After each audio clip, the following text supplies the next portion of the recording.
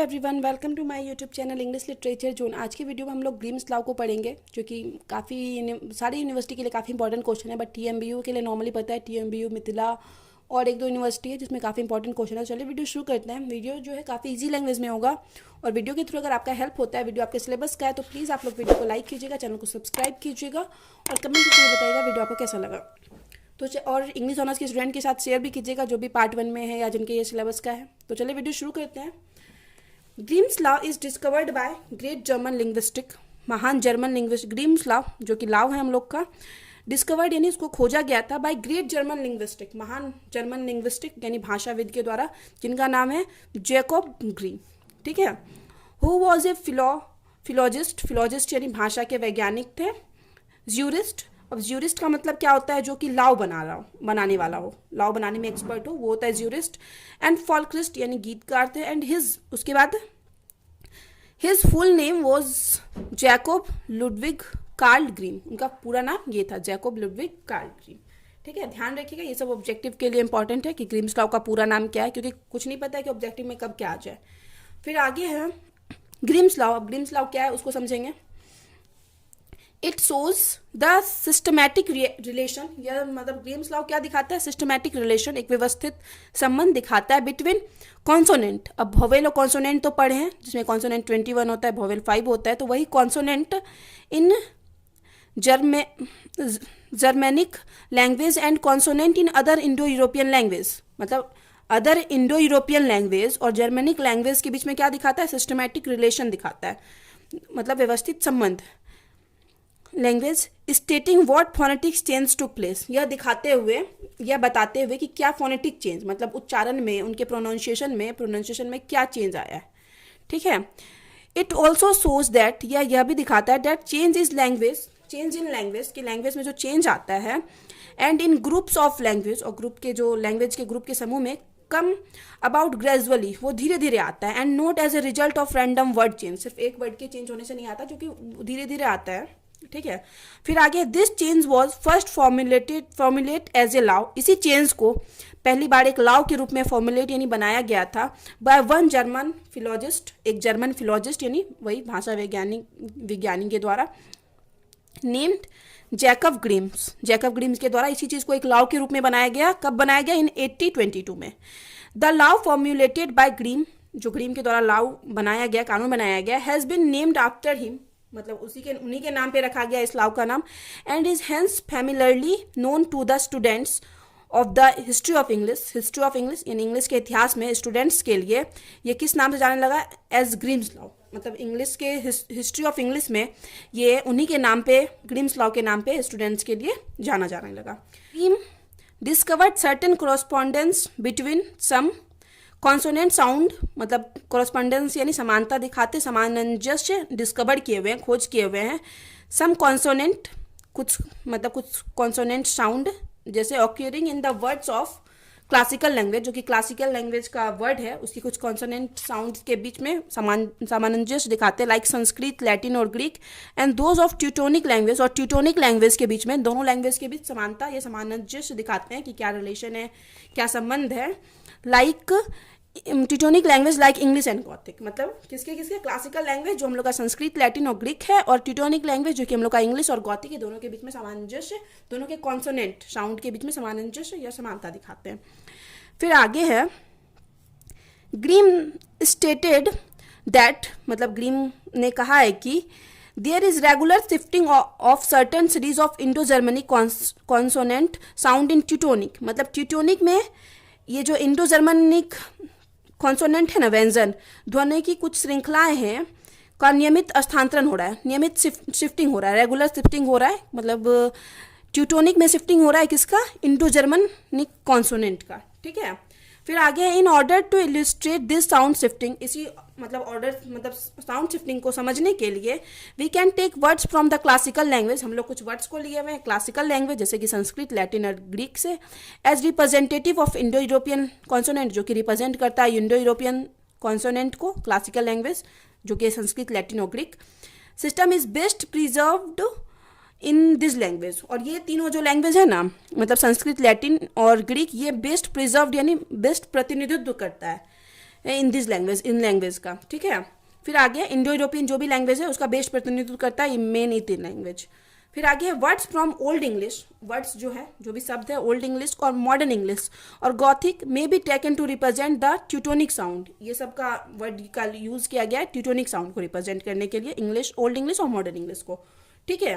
तो आपके लिए मे बी फर्स्ट नोट है तो थोड़ा मुश्किल होगा, आप वीडियो को 2-3 बार देखिएगा, समझ में आएगा, खुद से समझने की कोशिश कीजिएगा, नहीं समझ में आता है तो, ठीक है, क्योंकि खुद से मेहनत करनी बहुत ज़रूरी है। और फिर याद हो जाता है तो इसको कंटिन्यू लिखिएगा, हर वीक एक बार कंफर्म लिखिएगा टाइम निकाल के। तो चलिए अब आगे समझते हैं। On the basic of change, अब चेंज के बदलाव के आधार पे we can divide it into 3 parts. हम लोग इस चेंज को 3 पार्ट में डिवाइड किए हैं। पहला है इंडो यूरोपियन, पहला जो पार्ट है Indo European voiced aspirated stop sound. मतलब वॉइस एस्पिरेटेड स्टॉप साउंड क्या होता है ना, एस्पिरेटेड मतलब सांस छोड़ने के साथ जो उच्चारण होता है ना, जैसे भ में सांस निकल रहा है बाहर, घ ढ, तो ये जो भी है भ ड घ ढ बिकम शिफ्टेड इन ट्यूटोनिक। और जब ये ट्यूटोनिक में आता है, इंडो यूरोपियन का जो BH GH या DH जिसमें सांस हम लोग का बाहर जा रहा है, वो जब ट्यूटोनिक में आता है to corresponding voice stop sound, ये वॉइस स्टॉप साउंड लाता है B G D, ठीक है। इस तरह से साउंड चेंज आता है। दैट मीन्स इसका अर्थ है कि Indo European voiced aspirated sound stop sound, मतलब एस्पिरेटेड मतलब सांस छोड़ने वाला जो भी वर्ड है BH becomes Teutonic B। Teutonic में आके ये क्या बन जाता है B, यानी इंग्लिश और ओल्ड इंग्लिश मॉडर्न इंग्लिश में आके ये B बन जाता है। लेकिन जर्मन में, लेकिन क्या किस चीज़ में, संस्कृत में, लैटिन में और ग्रीक में ये क्या रहता है, BH रहता है। फिर इसी का एग्जाम्पल देखेंगे, जैसे इंडो यूरोपियन जैसे संस्कृत का एक एग्जाम्पल है भ्राता दिया हुआ है, जो कि मॉडर्न इंग्लिश ट्यूटोनिक में क्या आ गया, ब्रदर हो गया। फिर दूसरा आप पढ़े थे, अब एक का तो समझ लिए कैसे BH B हो गया, यहाँ दिखा रहा है कि BH जो है भ्राता का B हो गया। और दूसरा पढ़ते again Indo European GH becomes Teutonic G। Indo European language का GH जो है ये ट्यूटोनिक में आके ओल्ड इंग्लिश मॉडर्न इंग्लिश में आके G बन जाता है।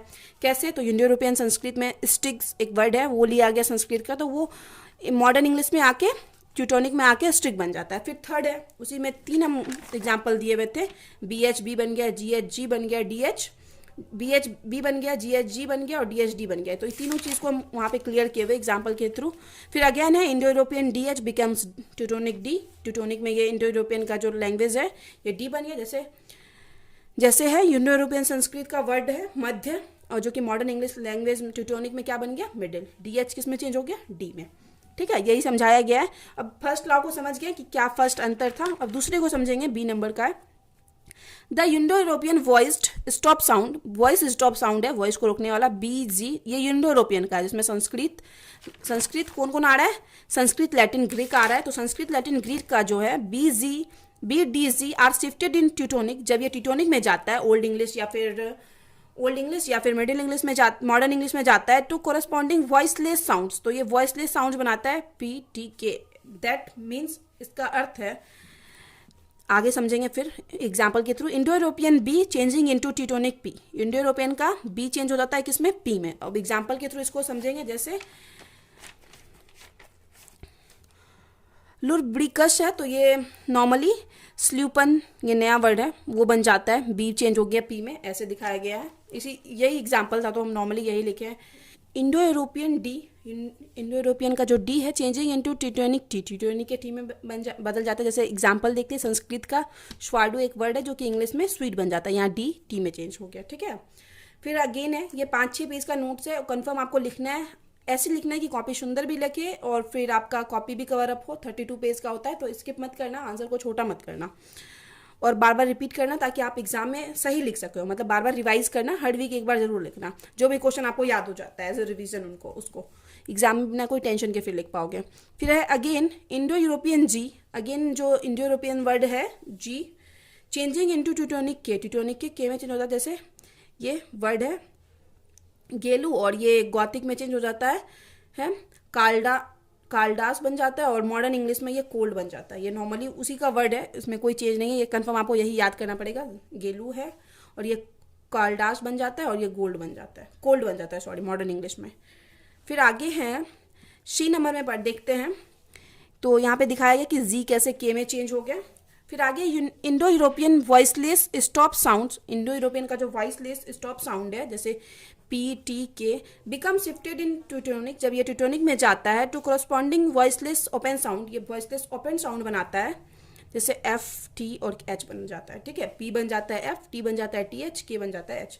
अब फिर इसको एग्जाम्पल के थ्रू समझेंगे। इंडो यूरोपियन का पी बिकम्स ट्यूटोनिक एफ। अब कैसे बनता है, जैसे पिता, संस्कृत का पिता हो गया फादर, पी बन गया एफ में, पंच 5 बन गया, तो यही दिखाया गया कि पी बन गया एफ। अब दूसरा इंडो यूरोपियन का टी जो है becomes Teutonic T H, T बन जाता है इंडो यूरोपियन का टी एच, तो संस्कृत में जैसे पिता लिखते हैं ना तो टी बीच में आया, तो यह फादर के टी एच में चेंज हो गया, तो ये चीज़ नॉर्मली है। वन अनदर एग्जाम्पल, एक और एग्जाम्पल है कि लैटिन का वर्ड है ट्रीज, त्रिश, जो कि इंग्लिश में 3 हो जाता है, तो टी फिर से यहाँ पे टी एच बन गया। अब थर्ड चीज़ पढ़ेंगे, जैसे के बना था एच, तो इंडो यूरोपियन के बिकम्स ट्यूटोनिक एच, तो एग्जाम्पल में लेते हैं लैटिन का कैनिश है, तो यहाँ इंग्लिश में ये सी बन जाता है एच, हैंड बन जाता है, ठीक है। फिर आगे Grimm's law however did not operate under certain circumstances, तो ढेर सारे सर्कमटेंसेस यानी ढेर सारी जगह पे Grimm's law same rule follow नहीं करता, सेम रूल के साथ नहीं चेंज होता। जैसे अब एग्जांपल दिखाया गया है कहाँ कहाँ, इफ इंडो यूरोपियन, जैसे कि इंडो यूरोपियन का पी और के है, happen to be followed by T, मतलब इसको मतलब टी के साथ रखा जाता है, पी मतलब पी पहले हो गया, जैसे पी के साथ पी के बाद टी आता है, द टी रिमेंड अनचेंज, तो यहाँ पे टी चेंज नहीं होगा, पी के साथ अगर टी आता है तो पी मतलब यहाँ पे टी चेंज नहीं होगा। सो दैट, जैसे कि exam that from the combination, इस कॉम्बिनेशन से जैसे हम समझ सकते हैं, जैसे पी जो था पी चेंज नहीं हुआ इंडो यूरोपियन का, पी टी हो जाता है, के टी हो जाता है। वी हैव इन ट्यूटोनिक, और ट्यूटोनिक में क्या हो जाता है, मतलब पी टी और के टी है, पी के साथ टी दिया हुआ है इंडो यूरोपियन में और के साथ टी दिया हुआ है, तो ये पी तो कंफर्म ऐप में चेंज होता है, के एच में चेंज होता है, तो बस लेकिन टी जो है उसके साथ वो टी चेंज नहीं होगा, ये चीज़ समझाया गया है।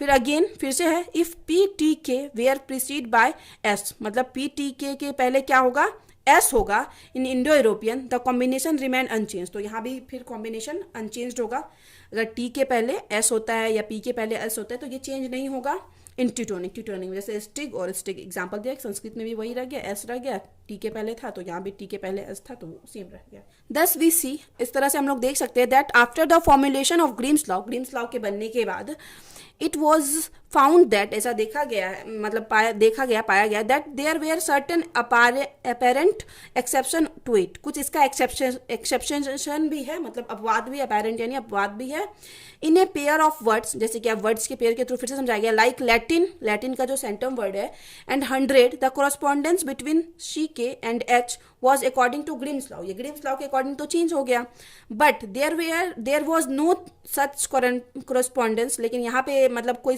कोरस्पॉन्डेंस यानी समानता नहीं दिखती है बिटवीन टी ऑफ सेंटम के टी और 100 के डी के बीच में, ठीक है। तो कहीं कहीं पे ये चीज़ अपवाद के रूप में भी काम करता है कि ग्रीम्स लॉ वहाँ पे अपवाद है वो वर्ड, तो वहाँ पे फॉलो नहीं होता है, ठीक है। तो यहाँ पे वीडियो खत्म होता है। वीडियो अगर आपको समझ में आ गया, वीडियो आपके सिलेबस का है, तो प्लीज़ वीडियो को लाइक कीजिए, चैनल को सब्सक्राइब कीजिए, और प्लीज़ इंग्लिश से डरिए मत, काफ़ी अच्छा सब्जेक्ट है, ठीक है।